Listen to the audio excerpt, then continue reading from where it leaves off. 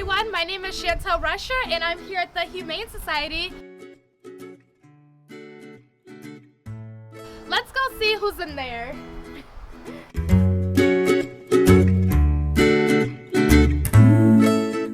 So we are here with Tennessee. What kind of dog is she? Tennessee is a pit bull terrier and a German short-haired pointer.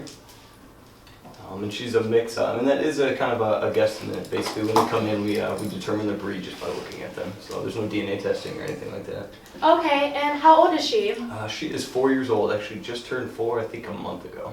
Well, she's still a baby.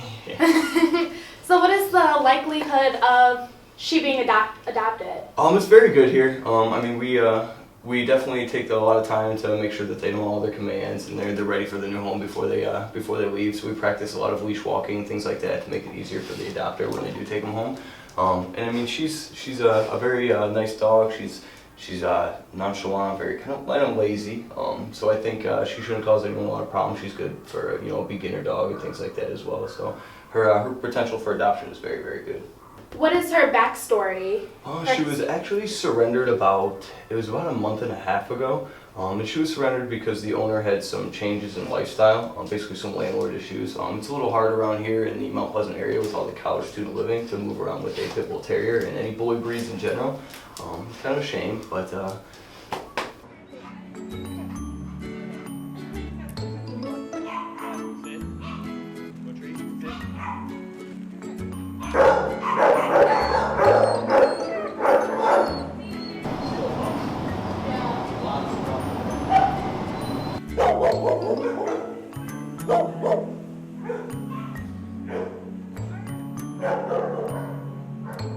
we just got done looking at the dogs, and most of them are pit bull terriers.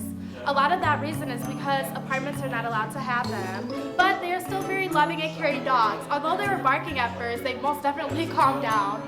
So they're up for adoption, so look into their bios for more information. When would you say is the right time for a family to adopt? It really just depends on the family themselves. So you have, a family can include anything. So it doesn't necessarily, mean mom, dad, and 3 children. It can be, one person. It can be 9 people. It just really depends on the individual family.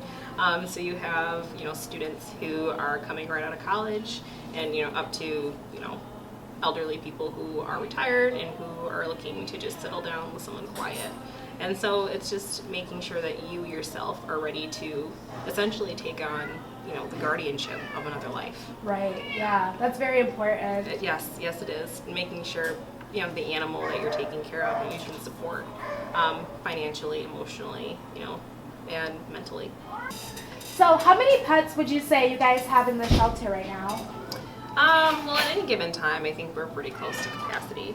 We like to help as many as we can.